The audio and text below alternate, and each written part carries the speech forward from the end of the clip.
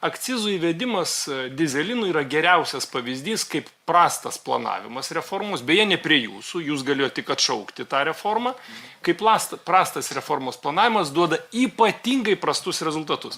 Jūs kol kas nepateikėt pilnų skaičių ir man, aš išsiskaičiavau, jūs sakote, kad kol kas akcizo surinkimas yra neblogas, ten vasarį buvo -13, bet jau kova +2 procentai, balandį +4 procentai, bet kai sudedi, atsižvelgiant į kritimą pardavimo dizelino, pridėtinės vertės mokesčio netektis, aš jums pasakysiu įdomiausią skaičių, kurį jūs žinote, aš esu tikras. Jūs per 3 mėnesius, vasarį, kovą ir balandį, praradote 31 milijoną eurų. Lietuvos valstybė, čia vien per PVM ir vien per akcizus, sudėjus juos kartu. Čia nekalbu apie pajamų mokestis dar gyventojų, ir ne dėl apyvartos sumažėjo, ir taip toliau, ir taip toliau. 2 klausimai, ministrai. Kodėl planuojate taip reformą? Ir antras klausimas pasibaigia taip.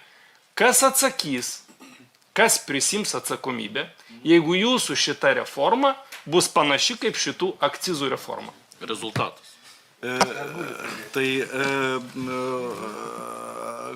Aišku, kontrafaktiniai palyginimai, kaip jūs puikiai žinot, jie viešuosiuose finansuose labai sunkiai įmanomi. To reiškia bandomojo pavyzdėlio neina sukomponuoti. Tai dabar kas ten išauga, ką ten prarandi, viską reikia žiūrėti bendram komplekse. Ir jūs tą mėginat daryti, tikrai, jūsų požiūris yra labai teisingas. Akcizų mes renkam daugiau ir metų pabaigoje mes surinksim daugiau. Ir metų prognozę, aš esu tikras, įvykdysime visų kūro akcizų. Nes kūras ne tik dizelis, bet kūras taip pat ir benzinas. Ir ką mes matom, taip, dizelio apyvartos, jos mažėja galbūt greičiau negu buvo suplanuota, suplanuotas buvo kritimas. Čia yra žaliosios, jums tai yra artima, žaliosios politikos taip pat būdas. Nežinau, valstiečiai žalieji, žalieji vis tiek aušrinė. Tai taip ir buvo suplanuota, kad dizelio apyvartos šiais metais sumažėtų bent 6 procentais palyginus su praeitais metais. Jos dabar per pirmą ketvirtį jos sumažėjo kiek? 8, kiek ten? Šiek tiek daug, 9, 10. Tai tas kritimas be abejo dėl akcizų, dėl kainų, matyti jisai yra atsiradęs, bet padidėjo benzino apyvartos. Benzino apyvartos didėja. Reiškia, tas kūro pakeičiamumas yra. Taip, tikime ir ir aš tikrai nematau šiandien pagrindo, kadangi PVM skaičiuojas ne tik ant dizelio, bet ir ant benzino. Tai čia ant dizelio sumažėja, bet ant benzino išaugom. Gerbiamas ministrė, ačiū už atsakymus, bet jūsų atsakymas dėl dizelino, tai žinokit, įvarė į neviltį.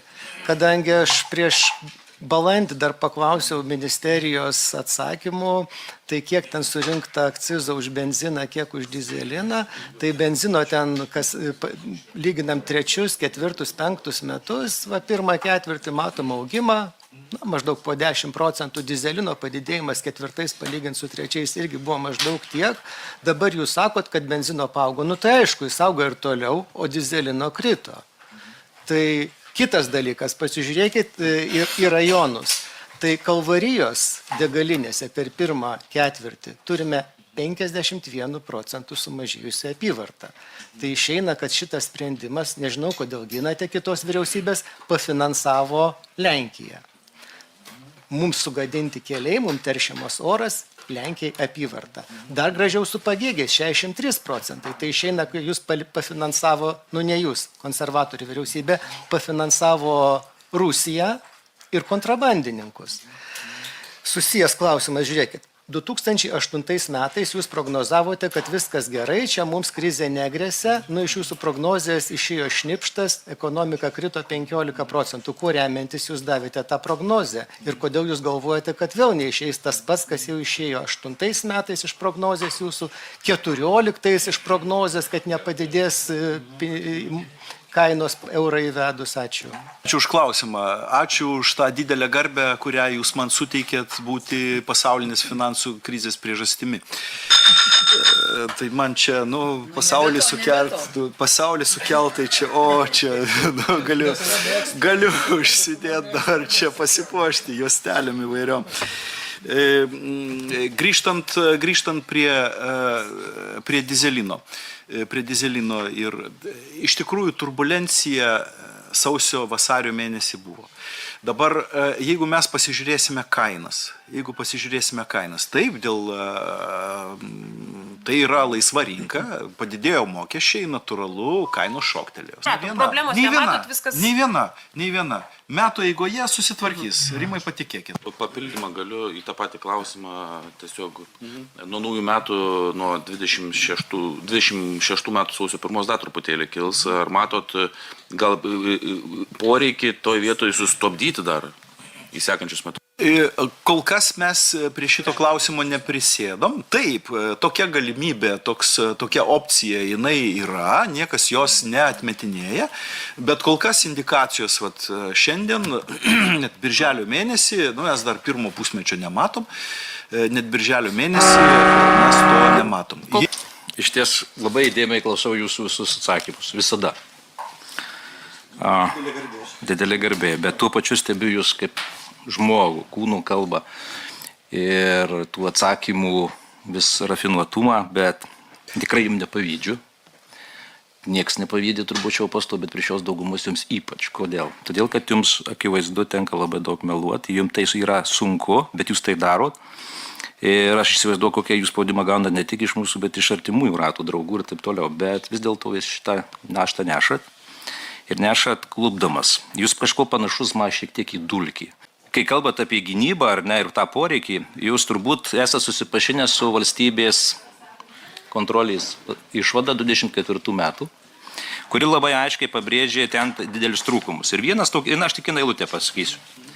Pasakė, kad negalime patvirtinti 680 milijonų eurų išlaidų panaudojimų paskirties. Įsivaizduojat? Nekalbant apie visus kitus. Pirmas klausimas bus. Ar jūs esate susipažinę su šita išvada? Ko imatės ir kaip šitą atsakymą surasit, kurios valstybės kontrolė nerado, kaip Krašto apsaugos ministerija leidžia šimtus milijonų, kurių negali patvirtinti, o mes vėliau kituose posėdžiuose sakom, kad didelis poreikis trūksta, dabar ką tik pasakėt, ar jūs žinot, kiek reikia pinigų išlaidos ir taip toliau.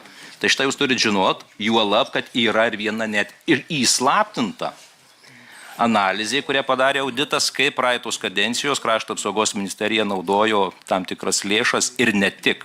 Ar jūs esate su tai susipažinę kokius sprendimus? Tai čia viena dalis. Antra. Europos Sąjunga patvirtino 800 milijardų biudžetą gynybos, iš jų 150 milijonų eilutės skolinimus. Aš grįžtu tik tai skolinimus eilutę. Kiek Lietuva daro veiksmų ir numačius gauti iš to 150 milijardų ir kaip mes tai įdėsim į savo biudžetą, kokius pridengsim poreikius. Ir trečias, pats svarbiausias, bet paprastas buitinis nekilnojamas turtas. Praktiškai didžiausia labiausiai galbūt sunervinęs gyventojus, nes kai mes kalbam apie gynybą, visi sakydam, kad eisim ginti valstybę, ginsim namus. Su šių mokesčių reforma praktiškai užsidėjom naratyvą, kad mes praktiškai valdžia nori atimti namus. Ir jūsų paaiškinimai yra tragiški. Jūs daug kur sakot, pakartosiu, žiūrėkit argumentą. O kas šaligatvius tiesia, kas prižiūri įvadus ir taip toliau, ir taip toliau. Tai aš jums noriu užduoti klausimą, kaip jūs suprantat, iš kokių pinigų tie šaligatviai jau atsirado ir pasiūlys vieną dalyką. Ar ne? Nemeluokit, tai labai matosi ir tai labai kenkia sveikatai. Tai asmeniškumus atstumėm, aš prie jų pripratęs, prie klausytis nesąmonių visokių. Tai dabar nuo pradžios. Visą laiką buvo šnekama, maža to, įstatymų projektuose parašyta, kur eis papildomos lėšos. Gynybos fondo įstatymas pas jūs taip pat ant stalo. Kad daugelis konservatorių mėgina nematyti, kas ten parašyta, tai yra faktas. Konservatoriai taip pat opozicija, bet man atrodo, jūs su jais gal nenorėtumėte tapatintis. Aš atsakymus tokius ir tikėjausi, kad gausiu jį aptakus, bet neatsakėt nei vieną, bet vis tiek vieno paprašysiu. Nebereikalų pradėjau nuo gynybos fondo, kad ginti reikės valstybę ir namus. kaip jums kilo idėja nusitaikyti į tuos namus su mum patiems? Ar čia jūs pats sugalvot? Nekilnojamo turto pirmo būsto iš vis liest nebuvo galima šitoje atmosferoje, šitoje idėjoje ir jūs vis dėlto atnešit. 1000 kartų buvo klausimas, dabar klausimas jums. Kodėl jūs nusitaikyt būtent, ne tik taip tie, kur rusai dabar taikosi į namus, bet kodėl jūs tą patį nuotaiką atnešit žmonėms? Siūlau paskaityti vis dėlto Vito Vasiliausko tekstą.